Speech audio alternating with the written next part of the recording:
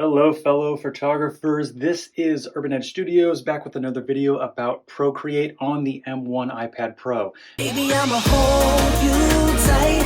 Give me just another night. Maybe on the morning light, like we used to do when you were mine.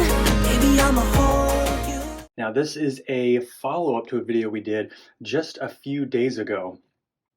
That video talked about how in Procreate, the number of layers that you were limited to inside of Procreate was four layers on a canvas that's the size of like a full resolution portrait, which happens to be 4480 by 6720. So if you get out your DSLR, you take a picture, that's going to be 22 to 30 megapixels. That's the size we're looking at here. And this was limited because Procreate did not know what this device was. It was limited to 4 layers total across the entire device, across that entire project.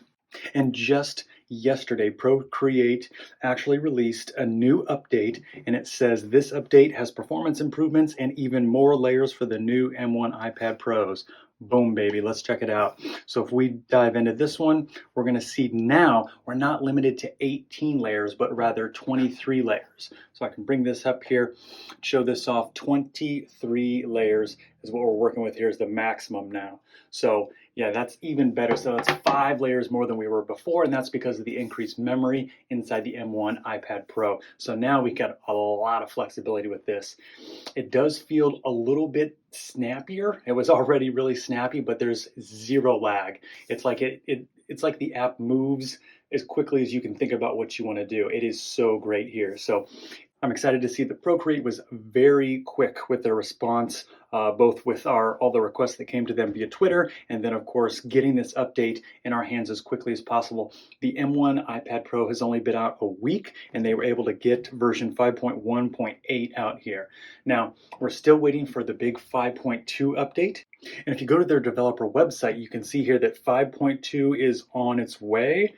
I'm hoping that we see this around June, maybe July, but I do think it's going to work in conjunction with WWDC over at Apple on June 7th. So maybe when that stuff launches, we'll have a lot of new software and things to be excited about. But this 5.2 is going to be very, very, very exciting. So really looking forward to that coming out. Anyway, so if you're a big Procreate user and you are looking for this M1 iPad Pro, put your fears to rest here because they have made the update and now you can unleash all the power of the M1 here with this new update. You got full layer access here, and this is just absolutely fantastic.